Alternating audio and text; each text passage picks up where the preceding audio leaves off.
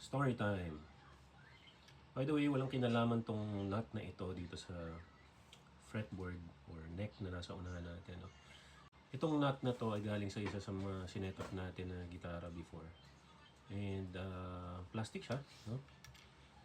At kung makikita nyo, sobrang laki ng nut slots niya. No? Okay lang dito kasi natural lang yan. Kapag ito yung bass side eh. Kumbaga sa gitara, ito yung nasa E, ito yung nasa A, D. Pero pansinin nyo, no, from G, B, and high E, ang lalaki ng awang. No? Ang laki. So, hindi ganyan yung typical na nut. Kumbaga, para sa mga ganong gauge. Kahit sabihin mong 13 pa yan, hindi ganito kalapad yon. Pero somehow, kung sino yung nag-set up ng gitara na yon, ganun yung ginawa. No? So, ginamit niya siguro yung para sa mga sa low strings. Kaya lang, may problema yon. Baka sumayaw yung string sa loob.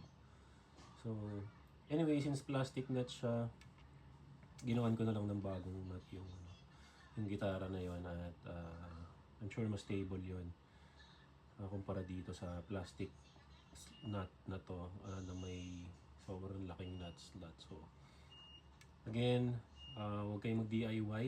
Dalhin nyo sa mga guitar luthier or sa mga guitar tech kung unsure kayo sa gagawin nyo.